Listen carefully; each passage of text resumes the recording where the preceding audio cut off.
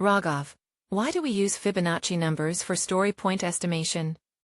What if a story requires more than 5 story points but less than 8 story points? Can we assign a story point of 6 or 7? Okay, let me explain that. Here, our tolerance for the margin of error is relative to the size of the story.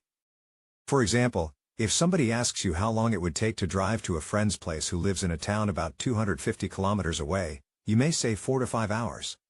Here, your margin of error is 1 hour. At the same time, if someone asks you the time it would take to get to a store 2 kilometers away, you may say 5 to 10 minutes. Here, the margin of error is 5 minutes. Here, both the margins of 1 hour and 5 minutes are acceptable, considering the distance they are associated with. Similarly, we aim for more accurate estimates with smaller tasks, whereas larger tasks can tolerate a bit more uncertainty. That's where the Fibonacci sequence helps. The gap between numbers increases as the sequence progresses. For example, the difference between 1 and 2 is just 1, but between 8 and 13, it's 5. This widening gap mirrors the increasing uncertainty as task size grows. When you estimate for a small task, the decision if it is a 1-pointer or 2-pointer is easy, because 2 pointers are double the size of 1 pointer. At the same time, if the next choice after 8 was 9, the decision of whether it should be 8 or 9 would be difficult.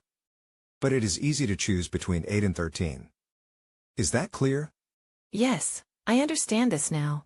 One thing to keep in mind is that we normally work on smaller stories between 1 and 8 story points. Any user story beyond 8 story points needs to be split into smaller user stories.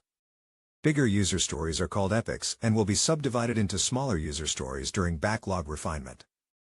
T-shirt sizing is also a similar concept where we size the estimation as small, medium, large, extra large, etc.